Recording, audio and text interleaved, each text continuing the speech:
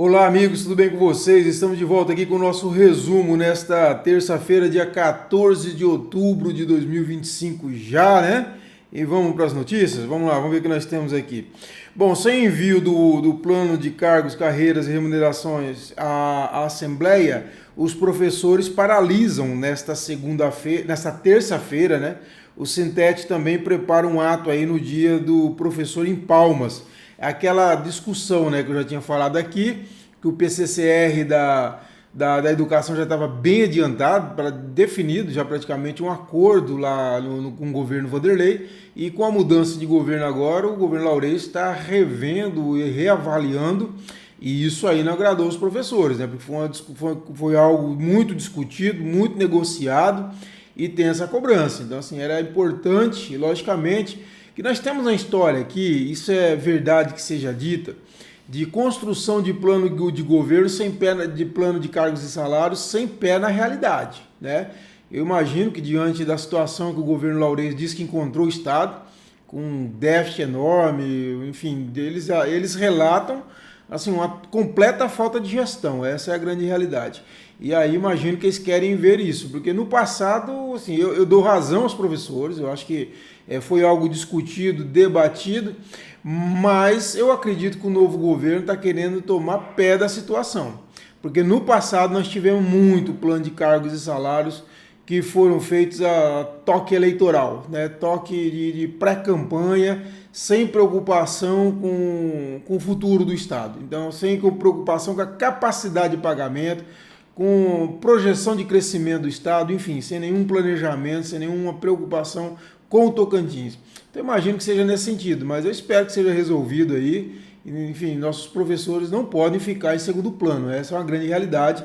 Eu acho que é algo que precisa ter muita agilidade, não pode deixar, depois de tanto debate, né, tanto tempo debatendo esse plano, ficar agora, assim, passando de mês em mês, de gaveta em gaveta e a coisa não andar, né? Isso também não pode ocorrer. Em relação à reforma que o prefeito de Palmas, Eduardo Siqueira Campos, está preparando, né? Nós temos aí algumas novidades que eu trouxe aí. Na Secretaria da Zeladoria não entra, na verdade, o Marcílio Ávila, deve ficar com o vereador Waldson da GESP, essa é a última especulação, tá bom? E com isso, ele saindo da Câmara, assumiria o suplente aí, o Eudes Assis, também do PSDB, mesmo partido do Waldson, né? Há uma insatisfação aí do Amasta nessa situação.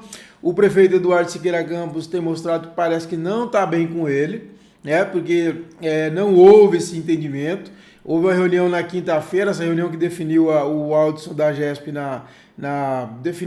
deu uma grande sinalizada para o Waldson da GESP na zeladoria urbana, né? E era uma pasta que ia ficar com o Amasta indicando o Marcílio, né? O que dizem que o Amasta também tentou pegar o planejamento, né? O planejamento urbano que estava com o Ronaldo Dimas, e aí o prefeito não aceitou, falou, não quero, não aceito. Os aliados do Amasta reclamam, lembram que o Amasta foi um dos primeiros a declarar apoio ao prefeito Eduardo ano passado, quando ninguém queria apoiá-lo, e que na época foram definidas duas pastas para ele, a zeladoria urbana e o desenvolvimento urbano, né? E ele acabou ficando apenas com a zeladoria. Na época, segundo essas pessoas, ele já tinha pedido o planejamento urbano, mas o prefeito já havia adiantado que pensava em colocar o Ronaldo Dimas nessa área, tá bom? Bom, o Elvio Quirino, professor da UFT, ele é o novo presidente aí da Fundação de Amparo à Pesquisa do Tocantins no governo Laurez Moreira, né? Essa é uma das novidades do governo Laurez Moreira.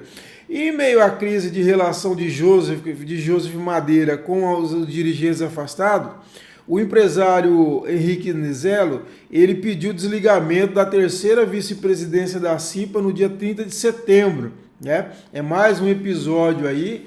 O Henrique Nizelo, que é o secretário municipal de Desenvolvimento Econômico e Empreendedorismo de Palmas, ele também é empresário, representando a empresa Mix Alimentos, que é associada da CIPA, pediu esse afastamento, aí, esse desligamento da função de terceiro vice-presidente. Mais um episódio, né? Bom, e eu fiz uma boa conversa com bastante gente nesta segunda-feira, depois que o recurso do governador afastado, Wanderley Barbosa, foi rejeitado pelo ministro Luiz Roberto Barroso. O Wanderley ingressou nessa segunda-feira, inclusive, com o terceiro recurso. O primeiro, lembra, não foi reconhecido pelo ministro Fachin, e esse segundo agora, o Fachin saiu, foi presidente, foi para a presidência do Supremo, o Barroso assumiu o lugar dele na turma e na sexta-feira rejeitou o recurso do Wanderley. Antes de aposentar, deve se desligar do Supremo nesta semana. E aí o Wanderley entrou então com o terceiro recurso. Então vai ficar uma situação cada vez mais difícil. A informação que eu tive, né, vamos acompanhar, mas parece que esse recurso é pelo menos um mês. Se for rápido, um mês para julgar, segundo me disseram. Então, assim, se for isso realmente, estende essa situação de instabilidade política, jurídica e administrativa do Estado. É muito ruim para o Tocantins isso. Isso precisava ser resolvido o mais rápido possível. De toda forma, eu fiz uma avaliação com algumas fontes importantes que pensam a política, que eu gosto de ouvi-las, sobre o que se esperar. E gente da Assembleia, gente do próprio governo do passado e tal. E o que eu levantei foi o seguinte, olha, a rejeição do recurso do Wanderley pelo Supremo deve acelerar a aproximação da Assembleia com o Laurez, tá? Já tem um movimento muito intenso nesse sentido. No final da semana passada nós vimos, o Laurez foi para o Bico, foi recebido pelo prefeito Antônio do Bar e pelo presidente da Assembleia, irmão dele, o Amélio Caires, na fazenda do Antônio do Bar. Diz que foi uma boa conversa, diz que teve conversa de porta trancada, do Laurez com o Amélio. O Laurez esteve em Buriti também com a cunhada do Amélio, enfim, que é prefeita na cidade. Então, assim, há uma aproximação grande, há movimento de outros deputados que também querem uma resolução para essa situação.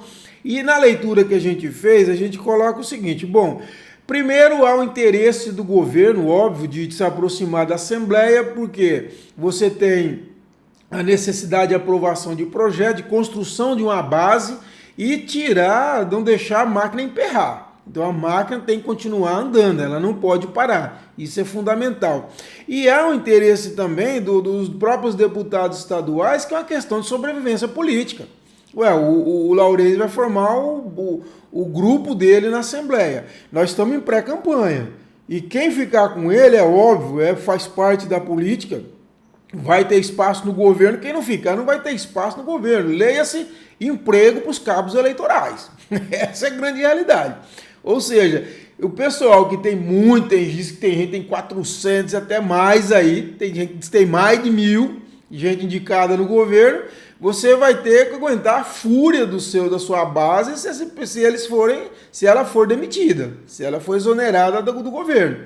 Então, assim, até agora a Assembleia fez certo, inclusive, eu acho que os deputados agiram corretamente, aguardaram o julgamento desses recursos, ao invés do que aconteceu lá na época do Carles, que não se esperaram nada, já meteram o impeachment para rodar. Agora não, esperaram, foi julgado, vai esse recurso que deve demorar para ser julgado, e aí? A pré-campanha está aí, o Laurez quer construir a base dele. Quem não tiver na base dele vai perder as vaguinhas que tem no governo, essa é a grande realidade. E isso, então, vem de falar direto com a questão da sobrevivência política dos deputados.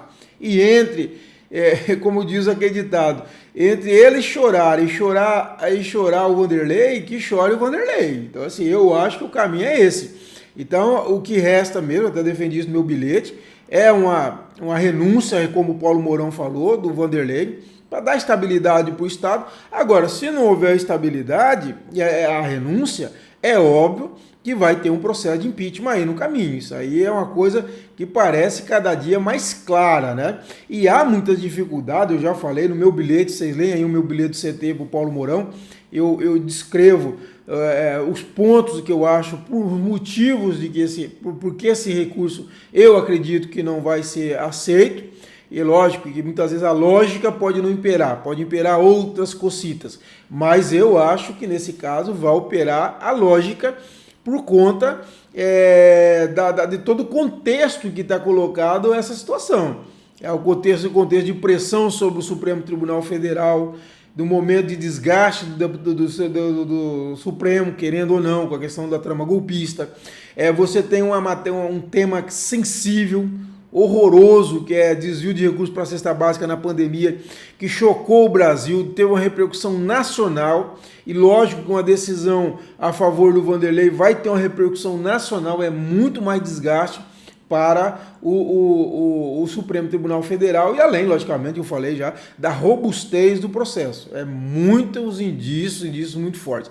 Então eu acho muito difícil prosperar qualquer recurso do Vanderlei nesse momento, tá bom? E pessoal, mais uma vez reforço, olha, vamos lá, ajude a gente a construir esse site cada vez mais independente, em defesa da democracia, da cidadania, um instrumento mesmo de defesa do Tocantins. Contribua com a gente, é um valor simbólico que vocês vão contribuir e vão ajudar a gente a ter uma força enorme para fazer esse enfrentamento. Teremos meses difíceis, de muito embate, e nós precisamos estar preparados para a defesa do Estado, para a defesa da democracia, da cidadania. É isso que nós queremos, é isso que eu desejo. E eu convido você, peço a você, contribua, seja nosso parceiro, entre no CCT Mais Independente. Você pode entrar aí no topo do site, tem lá o Apoie, e lá você pode doar na plataforma, e ou você pode doar também pelo Pix, que eu vou colocar aqui na descrição desse vídeo, tá bom? Agradeço desde já a todos, e em seguida vem um vídeo explicando como funciona a nossa plataforma lá no site. Um abraço a todos e até esta quarta-feira. Olá pessoal, estou aqui para explicar para vocês como vai funcionar o nosso sistema de parceria. Ele está mais fácil de fazer no computador, dá para fazer pelo celular, vai abrir para vocês um pop-up e vocês podem fazer a adesão por lá também, mas ainda lá não tem um espaço fixo que você possa acessar com mais facilidade, só se abrir o pop-up. Nós estamos trabalhando para isso, para que o celular também tenha um espaço fixo. Mas aqui no computador, ó, vocês vão até aqui em Apoie, aí vocês clicam em Apoie, lá já vai abrir o pop-up, e aqui você tem a contribuição mensal ou contribuição anual, tá bom? Você pode contribuir com R$50 mensais, 30 ou 15 mensais. Aí você escolheu R$50, você clica aqui em contribuir, e já vai abrir a página do Google Pay. Vocês vão dar os dados de vocês, cartão de crédito, e já serão parceiro. E lembrando que os 60 primeiros parceiros vão receber um caderno personalizado da coluna do CT, dos nossos 20 anos, e também o livro autografado 2018, Crise Fiscal, Política e 3 eleições, tá bom? Agora, se você quiser fazer a contribuição anual, da mesma forma, aqui no Após, você vem aqui e vai escolher a contribuição anual, tá lá, R$300 ao ano, tá? Então é uma vez só que você vai fazer, obviamente, essa contribuição no ano. Você clica em contribuir da mesma forma, e da mesma forma vai abrir lá o espaço do Google Pay, em que você vai poder fazer a contribuição para garantir aqui o nosso jornalismo forte, esse jornalismo que nós temos trabalhado, que nós queremos cada vez mais independente, tá bom? Desde já, meu agradecimento a todos, e reforçando que aqui na CCT o nosso lado é o seu. Um abraço.